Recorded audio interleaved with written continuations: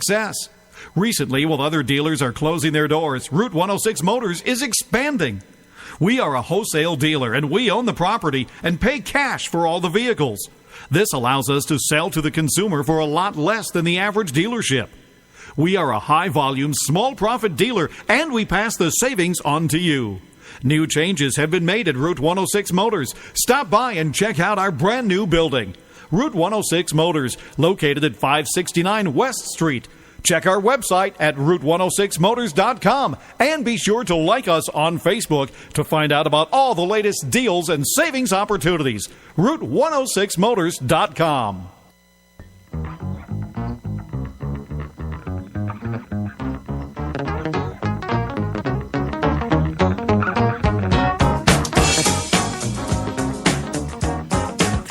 All right, we are back. Just a reminder, tonight's broadcast brought to you by Eat24.com. Get the free app on the iTunes or on the Google Store. Put in your zip code, and they'll find a store. They'll find a restaurant to deliver food right to your front door. It's like having a food truck in your pants. Back now with us on the Ring Central Celebrity Hotline, Mr. Jared Hepler, the promoter of Chasm Elite. They've had their second event. They're going to have their third event, pending TDLR approval. I don't know why I can't get that out. It'll be October 11th, right? That's the goal. That's the goal. October 11th, and there's going to be some big things happening with that one. But we're gonna keep a lid on that for now. Yes, sir. And that's going to be exciting.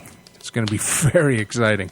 Good stuff. I actually talked to that gentleman earlier tonight, and he's excited. So, well, good deal. Co-main event. This was the fight of the night. This was an awesome fight. I mean, it had the crowd going. It had everybody into it, and this was the funnest. This was the funnest one to read. And if you noticed, I paused just a little bit longer than usual. Everybody was on there. It was so cool. No, it was a great fight. You know, I mean, Alonzo Jordan is and James Bruner. This is a flyweight fight. So I mean, they both came in at 125, and so Alonzo is a local up there. He rolls out of a Grappler's Lair.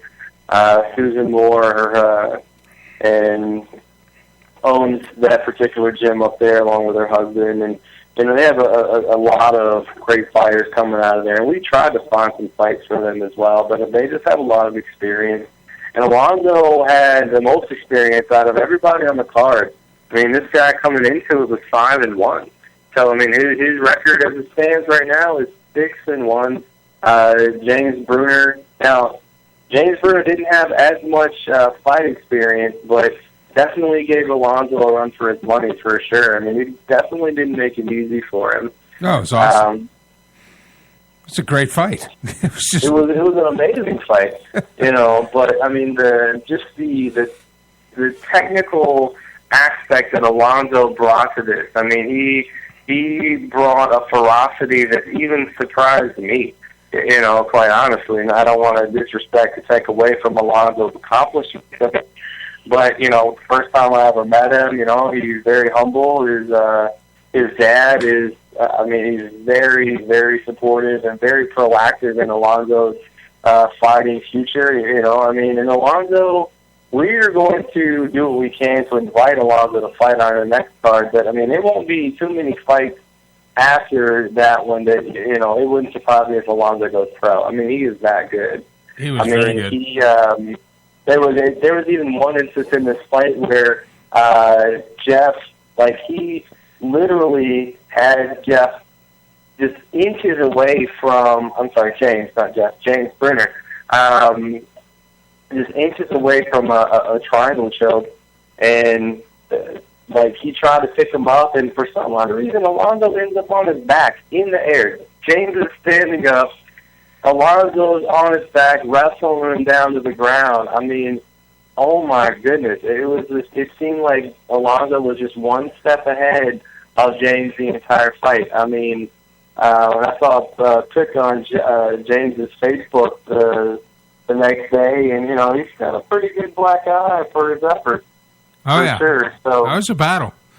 Now, the judges, actually 2 judges were for Alonso at 30-27 and one had 29-28. It was a unanimous decision, but that was a close fight. I mean, they were going back, and they both had takedowns. They both had good strikes.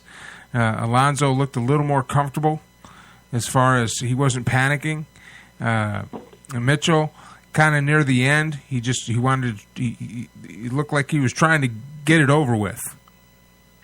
and I saw that too. And it was, I mean, whenever they first came out, what really changed the tempo of the fight was just a solid cross from Alonso that set Bruner back on his butt. I mean, and I don't think Bruner saw it coming. He didn't expect it. I mean, he had to cut. Bruner had to cut a lot of weight to get down to 125. So, I mean, I just, to start, my assumption, and it is just that assumption that, he kind of underestimated the power that Alonso brought and the ferocity that Alonso brought to that fight. I mean, now Bruner recovered very, very well, but I mean, he took some solid shots to the face just while recovering from that one cross, and then it was just a technical battle, one after the other, just from the guard game, the ground game, to the clinch game, where Alonso would have Bruner up against the cage, and then Bruner would flip it. He'd have Alonso up on the cage. I mean, it was just back and forth with these two, and it was such an amazing fight. Such an amazing fight to watch. Definitely the fight of the night. Well, we do need to get Alonso back in that cage with somebody. I would, I'd like to see a rematch. If you want to be honest. It's funny because and maybe this is just me, but I am not a huge proponent of rematches. Because everybody that loses wants a rematch. And what I want to find is an opponent for Alonso. We did invite him.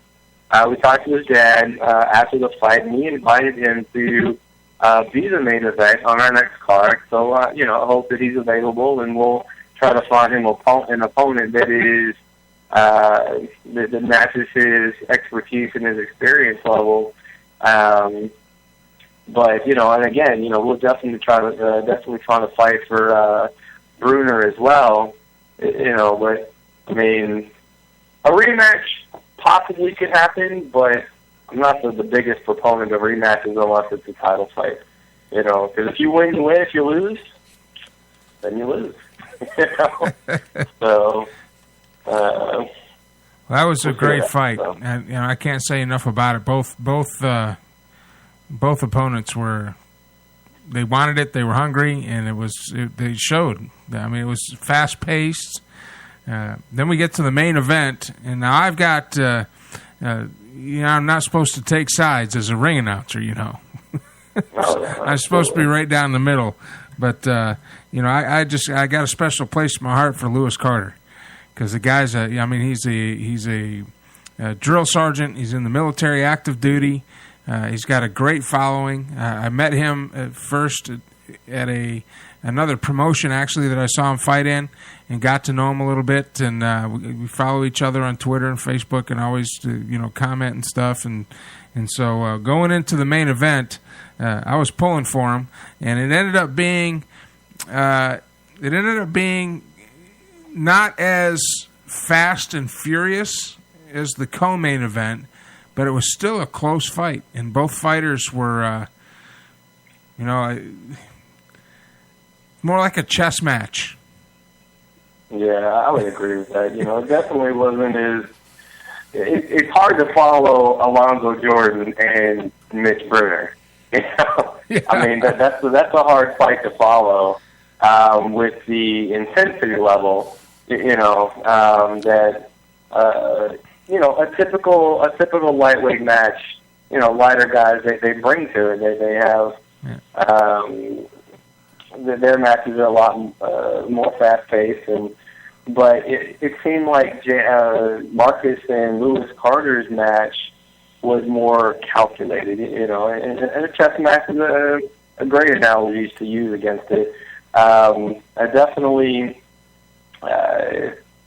didn't see the same ferocity and the same momentum that I saw from Marcus that we did the last fight, which was a little surprising, and I think that was to his detriment. I mean, quite honestly, Lewis Carter is a tank. He can take a pounding and keep going. It is difficult to stop Lewis Carter. And if you give just Lewis a minute to think about how he's going to pick you apart, he's going to pick you apart. Yeah, and he did. It was a unanimous decision. It was a close fight. Only one judge had it at 30-27. The other two had it at 29-28. And they both, they both had, you could see the wheels turning. No, absolutely. And like I said, it was definitely a growing, a learning curve for Marcus. He didn't press the fight as much. He didn't press Lewis at all, but Lewis sure pressed him.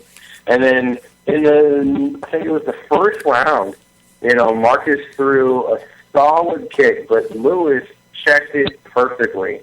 And, you could see the pain in Marcus's face whenever he came back on that foot. And then later, after the fight, he came up, he walked up to me and, shook his hand, told him, good job, congratulations. And, he had his foot had a huge knot on it where it's swollen up and things. Ouch. And, so he actually, I talked to him today, he went to the doctor to make sure everything was okay. As I was talking to him, actually looking forward to possibly having Marcus come up and train with me. He's looking to move from Arizona to San Antonio, possibly to Austin. If he moves to Austin, he's going to come here and fight under Chasm. So, I was talking with him and his dad, and telling him some coach type stuff. Ice it up, wrap it up, elevate it. A lot of rest, and the swelling.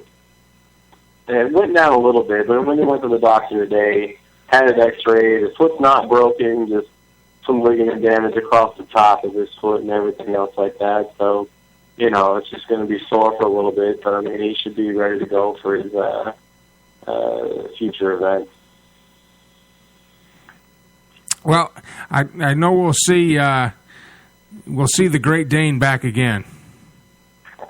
Chasm Lewis is in this for the long haul. Yeah, we see him back talked again. to Lewis.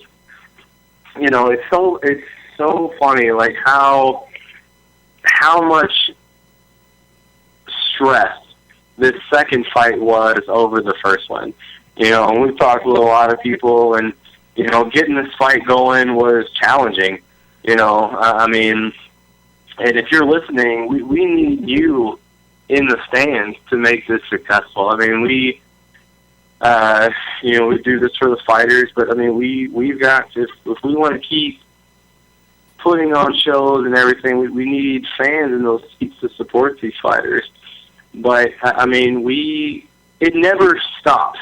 It doesn't seem to stop. Even after the fight, I was on the whole weekend, right? I did take some time to decompress because Mike, brother, I needed it. I'm telling you right now. I was on the boat with a beer in my hands a whole Saturday, and then Sunday was out at one of our friends' pools, and man, just the whole day Sunday was just trying to smooth things over with fight camps and talking to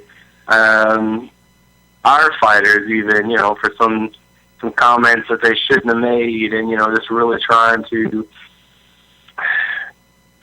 smooth things over with everybody and make sure everybody's happy and not upset. And